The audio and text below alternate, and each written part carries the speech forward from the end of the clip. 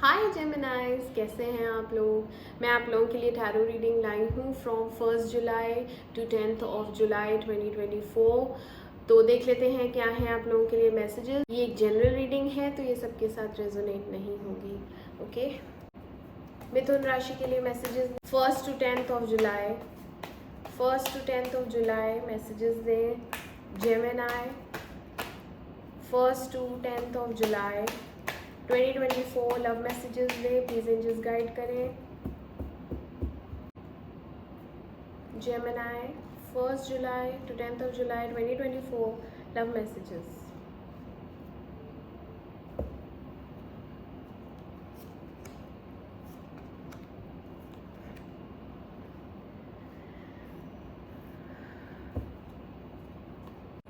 Clarify करते हैं इनको। 10 ऑफ पेंटिकल्स क्यों है यहाँ? Clarify 10 of pentacles.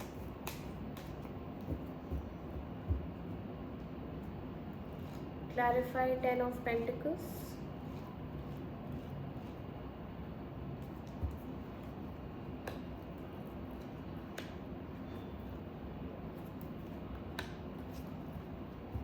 Clarify 9 of Swords.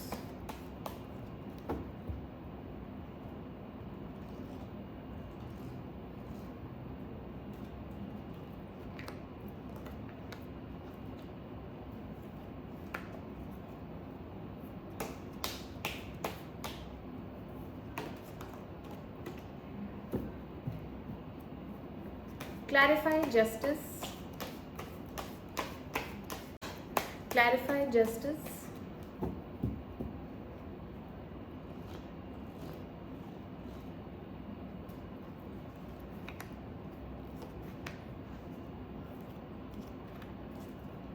Clarify 8 of Swords.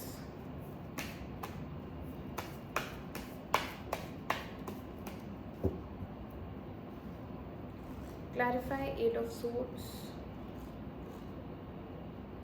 Clarify 2 of Wands.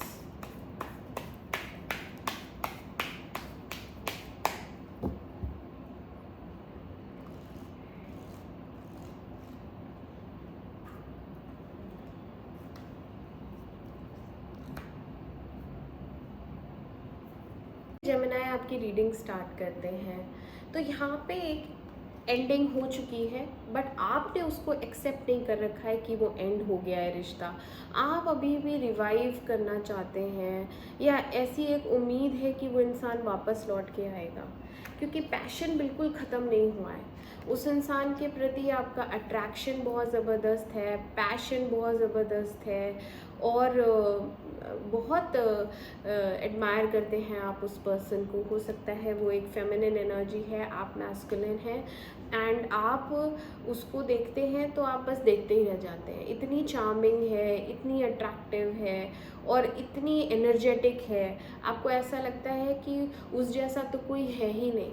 तो आपको एक क्लैरिटी मिली है कि मैं उसको भुला नहीं पा रहा हूँ, मैं उसके साथ खुश था, मैं उसके साथ आप लोगों ने इन्जॉय बहुत किया है। जो भी टाइम आप दोनों ने स्पेंड किया है एक साथ, उसमें आप दोनों ने इन्जॉय किया है, और एक फिज़िकल स्पार्क अभी भी है। जब भी आप दोनों एक दूसरे से टकराते हैं या एक दूसरे को देखते हैं, तो एक फ़िज़िकल अट्रैक्शन, एक पुल फील करते हैं एक दूसरे की तरफ। बट सर्कमस्टांसेस कुछ ऐसे हुए हैं जिसमें कि आपको ना चाहते हुए भी उस इंसान से मूव ऑन करना पड़ा, छोड़ना पड़ा उस इंसान को। May be because of your family, may be एक अधूरापन आपको फील हो रहा है अभी इस वक्त, कि उस समय तो डिसीजन लेना पड़ा, जाना पड़ा, छोड़ना पड़ा फैमिली की वजह से। बट उसी फैमिली में आपको कंटेंटमेंट नहीं है, हैप्पीनेस नहीं है, अधूरापन है वहाँ पे। आपकी या तो शादी हो चुकी है, या फिर आप अभी अकेले हैं, तो आप अपने आप को इनकम्प्लीट फील कर रहे हैं और उस इंसान को बहुत ज़्यादा मिस कर रहे हैं।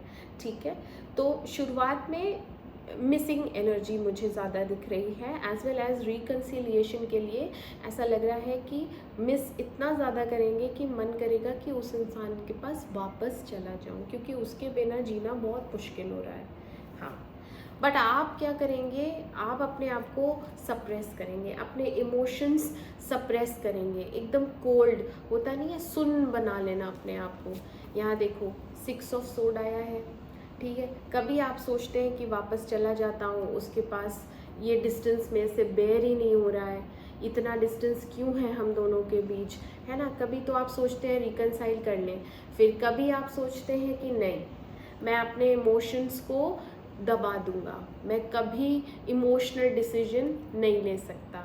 क्यों? क्योंकि आपको अपने आप को इमोशनल वल्नरेबल नहीं दिखाना है किसी को भी। ये एक ब्रेकअप है, डेफिनेटली थर्ड पर्सन इन्वॉल्वमेंट है, एंड यहाँ पे एक फैमिली है इन्वॉल्व, ओके। बट आपको ये लग रहा था कि इस इंसान के साथ मेरा आगे का कोई भी सीन नहीं होने वाला, क्योंकि मैं ऑलरेडी मैरिड हूँ, यहाँ आगे का कोई कमिटमेंट का सीन ही नहीं है, यहाँ आगे कोई फ्यूचर ही नहीं है, तो ये लॉन्ग टर्म यहाँ पे इन्वेस्ट करना में कोई फ़ायदा नहीं है। जब भी आप इस रिलेशनशिप के बारे में सोचते हैं कि ये एंडिंग क्यों हुई है, तो वही चीज़ आती है दिमाग में कि इसका फ्यूचर ही क्या था, वैसे भी एंड होना था तो अभी एंड हो गया। ऊपर से यहाँ पे मुझे लग रहा है कमिटमेंट इश्यूज थे, या तो सामने वाला कमिटमेंट नहीं देने वाला था या देने वाली थी, हो सकता है वो मैरिड हो, आप अनमैरिड हैं, या आप मैरिड हैं या वो अनमैरिड है, या आप दोनों ही मैरिड हैं, क्योंकि यहाँ पे परिवार दिख रहा है मुझे। और 3 की एनर्जी आई है, तो थर्ड पार्टी सिचुएशन भी है, तो मुझे यही लग रहा है कि रीज़न यही था कि इसका कोई फ्यूचर नहीं है। बट फिज़िकल अट्रैक्शन, प्यार, एडमायरेशन, ये सब बहुत ज़्यादा है आप दोनों के बीच में, इसीलिए आप रातों को ना एंजाइटी में परेशान रहते हैं, आप सो नहीं पाते हैं या आप सो नहीं पाती हैं, आप बहुत ज़्यादा याद करती हैं, बहुत ज़्यादा मिस करती हैं उस इंसान को। ये देखो यादें, बहुत बहुत प्यार करते हैं हम दोनों एक दूसरे से, बहुत ज़्यादा। उधर से भी है सेम, जैसा आपका हाल है वैसे ही उनका हाल है।